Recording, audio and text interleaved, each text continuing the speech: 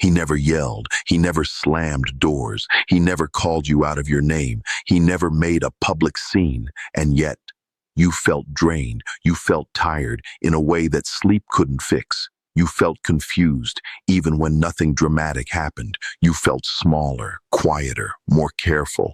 That wasn't accidental. Listen carefully. Not all damage is loud. Some of the most exhausting relationships don't explode. They erode slowly, quietly, without ever raising a voice.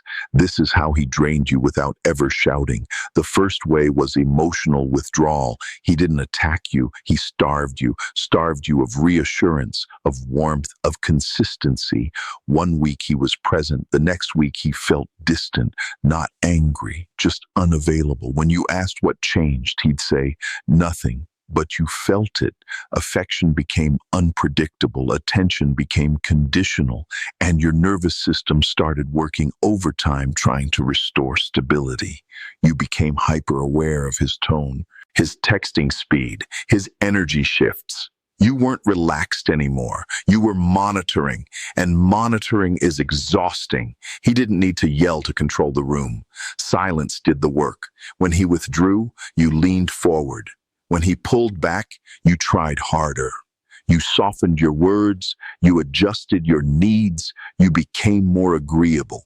Not because you were weak, but because you were trying to protect the connection. But protection without reciprocity drains the protector. The second way he drained you was making you earn basic respect. Not openly, subtly. You started thinking before you spoke, filtering your tone, avoiding certain topics because you didn't want to start something. You learned which subjects made him cold, which emotions made him distant, so you minimized yourself. You talked less about what bothered you. You asked for less reassurance. You expected less effort, not because you stopped needing it, but because asking felt heavy. That's the shift most people miss. You weren't tired from loving him. You were tired from adjusting yourself to maintain peace. The third way was blame without volume. He didn't scream, "You're crazy." He said, "You're overthinking." He didn't accuse you aggressively. He implied you were sensitive. He didn't deny things loudly. He minimized them calmly. "It's not that serious. You're reading too much into it. Why are you making this a big deal?" On the surface, those words sound reasonable, but over time, they reshape reality. You start questioning your instincts. You replay conversations to see if maybe you did exaggerate. You shrink your reactions because you don't want to seem dramatic. Gaslighting doesn't require shouting. It requires repetition, and repetition wears you down. The fourth way he drained you was inconsistency, not chaotic fights, just unpredictable energy, warm one day, cool the next, present when it suited him, detached when it didn't. That pattern creates emotional whiplash, and your brain hates instability. When affection is inconsistent, attachment grows stronger. You chase the good moments harder. You tolerate the cold ones longer. You convince yourself the warm version is the real him, and the distant one is temporary. But living in emotional contrast is exhausting. You weren't tired because you loved him too much. You were tired because you were stabilizing someone who wouldn't stabilize himself. The fifth way he drained you was subtle comparison. Maybe he mentioned other women casually. Maybe he praised traits you didn't have. Maybe he joked about how other women were less complicated. He didn't insult you directly. He planted insecurity quietly. Insecurity keeps you performing. You start trying to be easier, more understanding, less emotional, more attractive, less demanding. You compete silently against women who may not even exist in reality, but exist enough in your mind to keep you striving. And striving for approval instead of mutual connection drains your confidence slowly. The sixth way he drained you was through emotional imbalance. You gave more than you received. You listened longer. You forgave faster. You explained more. You tried harder, and he remained steady in his effort. not bad enough to leave immediately, not good enough to feel secure. That middle ground is where exhaustion lives. You weren't in crisis, you were in erosion. And erosion is dangerous because it doesn't feel urgent. It feels tolerable until one day you wake up and realize you don't recognize yourself anymore. Until one day you wake up and realize you don't recognize yourself anymore. You used to speak freely. Now you measure your words. You used to expect effort. Now you're grateful for crumbs. You used to feel confident. Now you feel uncertain. That's the drain. And the most painful part? There was no explosion. No dramatic betrayal you could point to. No obvious villain. Just slow emotional erosion that happened quietly over time. This is why it was so hard to leave. When someone screams, insults, or clearly disrespects you, your brain registers danger. But when someone drains you calmly, subtly, gently, your brain registers confusion. And confusion keeps you stuck longer than pain ever could. You kept thinking, maybe it's just a phase. Maybe he's stressed. Maybe I'm expecting too much. You tried to rationalize exhaustion because there was no visible crisis, but emotional depletion doesn't need chaos to exist. It just needs imbalance. You started shrinking. That's the word most people avoid.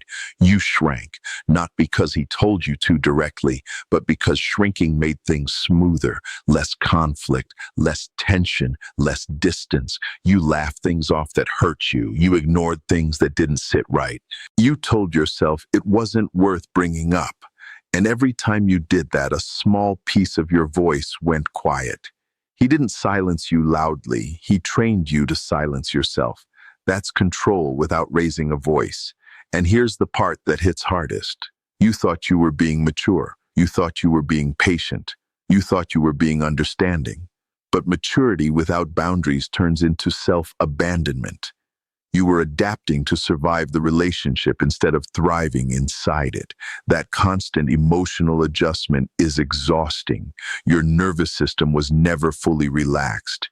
You were always scanning for changes, always analyzing tone, always trying to stay ahead of distance before it arrived. That's not love. That's hypervigilance. And hypervigilance drains your body, your mind, and your spirit. Now let's shift something important. You were not weak. You were slowly worn down. There's a difference. Weakness is a lack of strength. Erosion is strength used constantly without rest.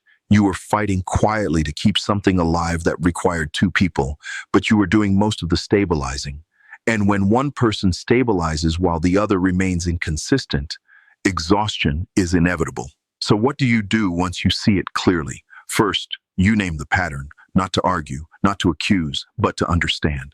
Clarity removes confusion, and confusion is where control hides. Once you see the withdrawal, the minimization, the inconsistency, you stop personalizing it. Second, you stop over-explaining your feelings. You don't need to defend why something hurt you. If someone constantly makes you justify your emotional responses, that's not communication, that's deflection. Third, you restore emotional boundaries. No more overgiving when effort isn't matched. No more emotional availability without emotional security. No more shrinking to maintain peace. Peace built on self-silencing is not peace. It's suppression. Fourth, you rebuild yourself. Slowly, you start speaking again, expressing again, expecting again. You reconnect with the version of you that existed before the erosion began. And here's the truth that feels different once you've lived both. Real connection feels lighter. It feels steady. It doesn't require constant analysis. It doesn't require you to decode someone's mood daily. It doesn't make you feel like you're auditioning for stability. When something is healthy, you don't feel drained trying to maintain it.